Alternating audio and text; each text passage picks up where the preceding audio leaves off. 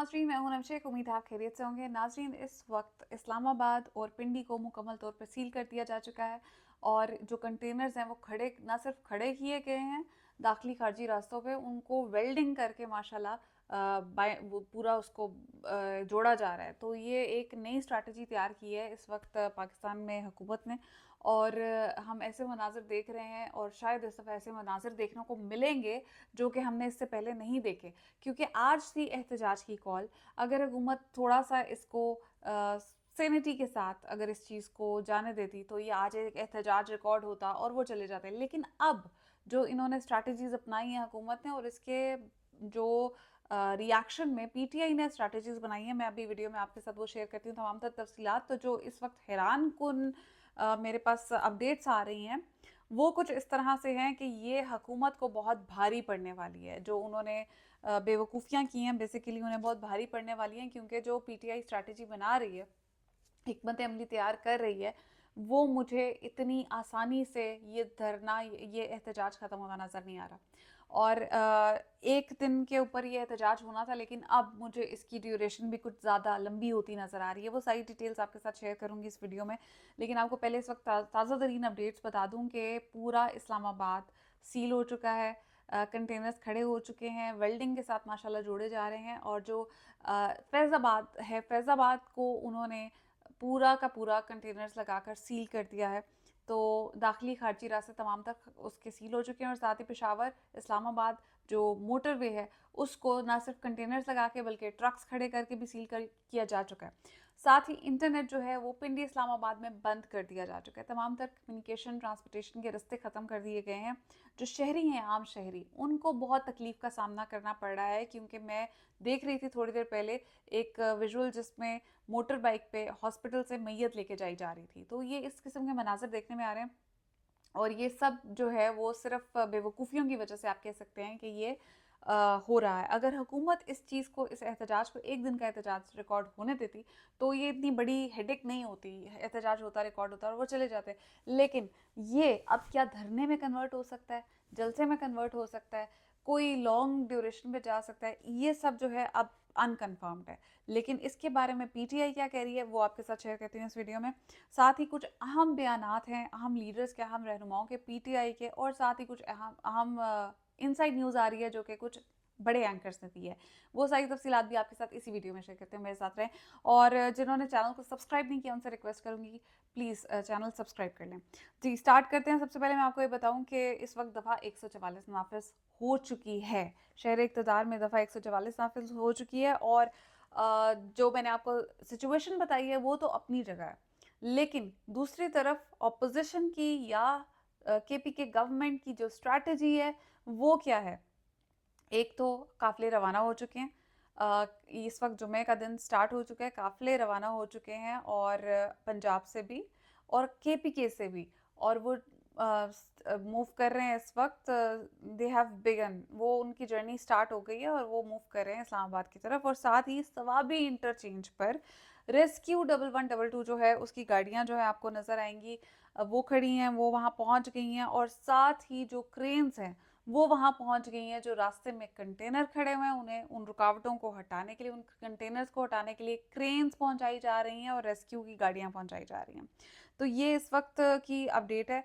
और साथ ही अब मैं आपको ये बता दूं कि जो आगे बैरिस्टर सैफ आज जो धमकियां लगाई हैं वजीर दाखिला मोहसिन नकवी साहब ने, उसके जवाब में बैरिस्टर सैफ ने क्या जवाब दिया है, जो कि आम रहनुमा हैं पीटीआई के, उन्होंने क्या जवाब दिया है वो मैं आपको पढ़ के सुना देती हूँ। और ये वीडियो क्लिप पहले आप सुन लें, उनकी गुफ्तगू के बारे में बता देती हूँ कि अगर उन्होंने कहा है कि उनसे सवाल किया गया क्या ये कोई धरना होगा या सिर्फ ये एक एहतजाज है, रिकॉर्ड किया जाएगा और आप चले जाएंगे वापस, तो वो क्या कह रहे हैं वो ये क्लिप आप सुनिएगा। ये किसी धरने की कॉल तो नहीं है ना? डी चौक पे आके एहतजाज रिकॉर्ड करा के मुंतशिर होंगे, ऐसा ही है ना? खान साहब ने कह दिया है कि आप डी चौक पहुंचे, वहाँ एहतजाज रिकॉर्ड करें। एज वी स्पीक तो यही बात है। लेकिन अगर खान साहब की तरफ से फिर हुक्म आता है कि धरना दें तो धरना देंगे। लियाकत बाग अली अमीन गंडापुर साहब की मंजिल थी, ना पहुंच पाए। कल तो जो है वो बहुत क्लियर है कि लियाकत बाग के मुकाबले में 4 गुना ज्यादा इंतजाम होंगे रोकने के।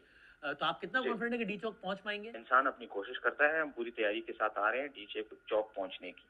रास्ते में रुकावटें होंगी इंशाअल्लाह, अल्लाह के फजल से हम उन रुकावटों को हटाएंगे और चलते आएंगे।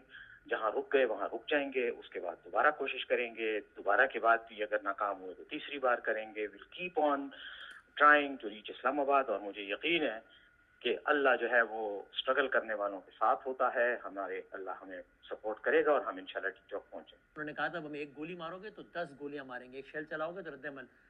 तो इस तरह की किसी तैयारी के साथ आ रहे हैं? अल्लाह ना करे कि कोई ऐसी सिचुएशन बने जहाँ पे गोलियां चलने की नौबत आ जाए, ऐसा अल्लाह ना करे। बाकी मोहसिन नकवी साहब के डायलॉग मैंने भी सुने हैं, बहुत अच्छे डायलॉग हैं। फिल्मी सेटअप के लिए, फिल्मी स्क्रिप्ट के लिए बहुत मुनासिब डायलॉग हैं। अमली दुनिया में स्क्रिप्ट नहीं चलते, अमली दुनिया में एक्शन चलता है। अल्लाह इन्हें ये तौफीक ही ना दे कि ये आवाम पर गोलियां चलाएं। मुझे यकीन है कि पाकिस्तान की पुलिस, पाकिस्तान की फ़ौज, पाकिस्तान के रेंजर्स इस मुल्क के हैं और हम भी इसी मुल्क के हैं। और हम कोई ऐसा एजेंडा लेके नहीं आ रहे जो कि इस मुल्क दुश्मन एजेंडा हो, तो वो कभी भी हम पर गोली नहीं चलाएंगे। हाँ, अगर मोहसिन नकवी साहब या मुस्लिम लीग नून के गुलूबटों में हिम्मत है तो आ जाएं, बंदूकें उठाएं, फायर करें, फिर पता चल जाएगा कि क्या होता है। पुलिस ने अगर कल मुंतशिर करने के लिए शेल बरसाए तो जवाब दिया जाएगा? और शेल बरसाएं, बेशक पुलिस हमेशा शेल बरसाती है। ठीक है, शेल का भी हमारे पास इलाज है। हमने मास्क भी लिए हुए हैं हजारों की तादाद में। हमारे पास सलाइन सोल्यूशन भी है और हर वो तदबीर है जो कि मास्क शेल का मुकाबला करती है, जो लाठी चार्ज का मुकाबला करती है। करेंगे, फिर जब इन्होंने करना है तो फिर हम भी करेंगे।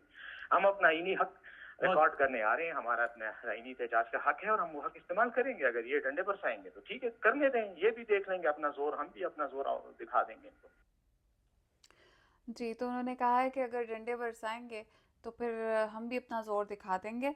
और ये इस वक्त बैरिस्टर सैफ का मैंने आपको क्लिप सुनाया है, जिन्होंने इस बात का कोई यकीन दिलाया कि अगर खान साहब की तरफ से हुक्म आता है तो फिर ये धरना, वो धरना कहेंगे देंगे, तो फिर हम, अगर वो कहेंगे तो हम धरना भी दे देंगे। हम पूरी तैयारी के साथ आ रहे हैं, रास्तों की रुकावटों को हटाते हुए आएंगे। अल्लाह ना करे ऐसी कोई सूरत हाल। और उन्होंने कहा मोहसिन नकवी जो है वो डायलॉग्स अच्छे बोलते हैं लेकिन ये फिल्मों में अच्छे लगते हैं। और पाकिस्तान की फ़ौज और रेंजर्स और पुलिस इस मुल्क की है और वो हम पर कभी गोली नहीं चलाएंगे। अच्छा, इसके साथ ही उन्होंने कहा है कि मोहसिन नकवी और नून लीग के गुल्लू में हिम्मत है तो आए बंदूक उठाएं, फायर करें, फिर पता चलेगा कि क्या होता है। तो ये इस वक्त बैरिस्टर सैफ जो है तर्जुमान है KPK गवर्नमेंट के, उन्होंने बयान दिया है।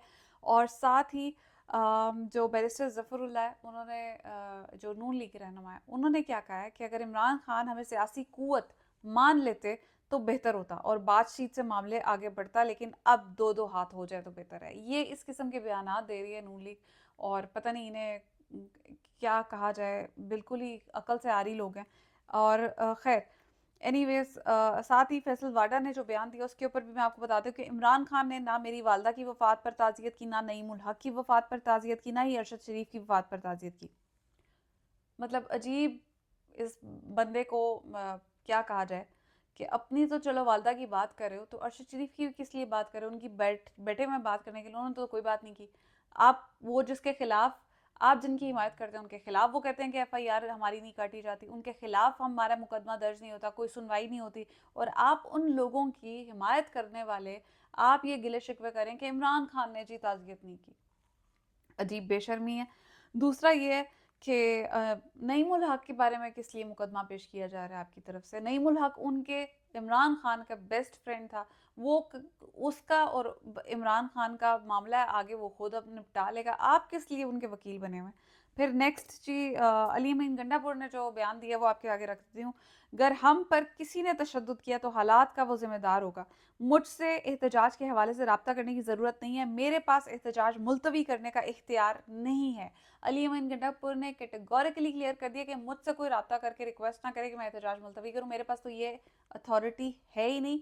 हाँ, अगर आपको एहतजाज मुलतवी करवाना है तो आप जाएँ अडियाला जेल, कैदी नंबर 804 से जाके मिन्नतें करें, तरले करें, उनके पैर पकड़ें, तब जाके एहतजाज शायद मुलतवी हो सकता है। इसके अलावा कोई चांस नहीं नज़र आ रहा। अली अमीन गंडापुर हर हाल में D चौक पहुंचेंगे, चाहे 2 दिन क्यों ना लग जाएं। इमरान खान का अली अमीन गंडापुर समेत पार्टी को पैगाम है।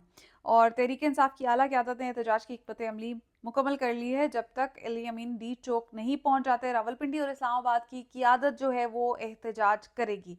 और अली अमीन ने ये कहा है कि मेरे पास एहतजाज को ख़त्म करने की कोई अथॉरिटी मौजूद नहीं है। अच्छा, मैं आपको इसके साथ ही एक बात बताऊं कि ये आज कह रहे हैं कि जी हमारा ये डेलीगेशन आ रही है, वो डेलीगेशन आ रही है, हम इस वक्त ये अफोर्ड नहीं कर सकते कि यहाँ पे कोई एहतजाज हो। तो अगर आप थोड़ा पास्ट में जाएं तो ये खुद भी जिस वक्त यहाँ पे OIC का इजलास हो रहा था, तो यही शहबाज शरीफ थे, यही बिलावल भुट्टो जरदारी थे, और ये पूरी जो हुकूमत इस वक्त बैठी हुई है, ये सब ने कहा और धमकियां दी थी कि हम तुम्हारा OIC का इजलास नहीं होने देंगे अगर तो हमारी तुमने ये मांग जो है वो पूरी नहीं किया। वो उस वक्त जो इन्होंने अदम एतमाद के लिए बेसिकली ये रिक्वेस्ट की हुई थी, तो अदम एतमाद के बारे में उन्होंने कहा कि हम ये नहीं होने देंगे। अब मैं आपको एक क्लिप सुनाती हूँ, आप क्लिप जरा सुनिए। हॉल में OIC इजलास कैसे होता है, तहरीक अदम एतमाद असेंबली में पेश करने के लिए पीर तक की डेडलाइन दे दी। बोले स्पीकर PTI के स्पीकर ना बने, मुल्क का सोचें। पीर को तहरीक नहीं पेश करते तो ऐवान से नहीं उठेंगे। अपोजिशन लीडर शहबाज शरीफ की स्पीकर और इस्लामाबाद इंतजामिया को तंबी, कहा OIC कॉन्फ्रेंस की आड़ में आइन शिकनी ना की जाए। स्पीकर को वार्निंग देता हूं, इमरान खान के आलाकार ना बने। इंतजामिया ने रुकावट डाली तो कानून गिरफ्त में लेगा। स्पीकर ने ज़ाब्ते के मुताबिक कार्रवाई ना चलाई तो धरने पर मजबूर होंगे।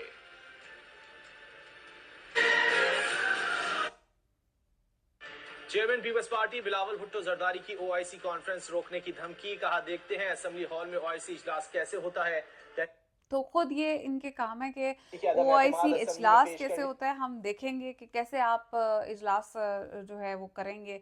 और ये इनकी अपनी थी पास्ट में, ठीक है। और इसके अलावा भी एक ये प्रेस कॉन्फ्रेंस का क्लिप थोड़ा लंबा है जिसमें वो खड़े होके शहबाज शरीफ भी कह रहे हैं और यही बात बिलावल भुट्टो भी कह रहे हैं कि ये जो है आइन ज़्यादा इम्पॉर्टेंट है, कानून ज़्यादा इम्पॉर्टेंट है, OIC का इजलास जो है वो इम्पॉर्टेंट नहीं है। लेकिन आज यही सारी बातें क्योंकि ये हुकूमत में है तो ये सब वो भूल चुके हैं। तो ये जी किस्मत ज़बरी जो है उन्होंने एक क्लिप शेयर किया था ट्विटर पे, और ये बहुत इंपॉर्टेंट क्लिप है। इनके पास्ट, इनका माजी क्या कहता है, इनका हाल क्या कहता है और इनका मुस्तकबिल क्या कहेगा वो तो हम देखेंगे। जो इनके हालात हैं वो कुछ और ही बता रहे हैं। तो ये अगर लग रहा है आपको कि अगर ये हुकूमत बहुत ज़्यादा देर तक आपको नज़र आए, मुझे तो ये हुकूमत बहुत ज़्यादा देर तक नज़र नहीं आ रही है। 2 से 3 महीने मुश्किल से शायद ये गुजार ले, लेकिन इससे ज़्यादा नहीं है। जो इस वक्त आइनी तरमीम और इस वक्त जो आइन और कानून की धज्जियाँ उड़ाई जा रही हैं बेसिकली, ये इसके बाद हुकूमत मुझे यहाँ पे टिकती हुई नज़र नहीं आ रही है। अच्छा, तो साथ ही काशिफ अब्बासी साहब ने बहुत तनकीद की, आज जो प्रोग्राम में आए हुए थे वो ये बता रहे थे कि ये हुकूमत जो फॉर्म 47 की हुकूमत है, इसके पास कोई वैलिडिटी नहीं है। इस एक तो ये हुकूमत जो है वो वैलिड नहीं है, और दूसरा ऊपर से ये ऐसी आइनी तरमीम ला रही है। उसके बाद ये फ्लोर क्रॉसिंग के लिए ये कानून जो है वो पास करा रही है और ऐसे हरकतें कर रही हैं। तो ये बिल्कुल गैर आइनी है, गैर कानूनी है, और उन्होंने इसके ऊपर जो है हुकूमत को बहुत खरी खरी सुनाई है। साथ ही लास्ट पे मैं आपको ये बताऊं कि मोहम्मद मालिक जो है उन्होंने एक न्यूज़ शेयर किया। उन्होंने कहा है कि जहाँ तक मुझे लग रहा है अब ये एहतजाज एक दिन का नहीं है, ये एहतजाज हो सकता है कि थोड़ा प्रोलॉन्ग हो जाए, क्योंकि ये कह रहे उन्होंने कहा है कि इनसाइड न्यूज़ आई है, कहीं से शेयर हुई है कि हो सकता है कि अटक के पुल पर आकर ये अली अमीन घंटापुर का काफ़िला रुक जाए और ये इंतज़ार करें कि जिस वक्त अगर तो ये आइनी तरमीम जो है वो मूव करती है तब ये काफिला यहाँ से आगे चलेगा। तो अब उसमें 1 दिन लगता है, 2 दिन लगता है, 3 दिन लगते हैं, या फिर जितना भी टाइम लगता है। ये उन्होंने शेयर किया अपडेट कि हो सकता है कि ये जो एहतजाज है ये 1 दिन का ना हो, ये एहतजाज जो है वो काफ़ी दिनों पर मुहित हो सकता है। तो ये इस वक्त की जो सिचुएशन है वो भी यही बता रही है कि ये एहतजाज लंबा चल रहा है, ये 1 दिन का एहतजाज किसी सूरत नहीं लग रहा। दूसरी तरफ हुकूमत जो है वो अपनी ज़िद पर अड़ी हुई है, और इस तरफ जो अपोजिशन है उसने हिकमत अमली बना ली है कि इस दफ़ा हुकूमत को हमने सिर्फ 24 घंटे नहीं, ये दिनों पर मुहित होगा जिसमें उन्होंने इनको टफ टाइम देना। जी शल भी कल बरसे जब बरसाए जाएंगे, और दूसरी तरफ तैयारी भी उसकी पूरी तरह की गई है। तो ये अब तक की अपडेट्स थी, मैंने सोचा आपको आगाह कर दूं। और अब जो दिन शुरू हो चुका है इसमें नई अपडेट्स आ रही हैं तो हम आपको आगाह करते रहेंगे। अब तक के लिए इतना, अपना ख्याल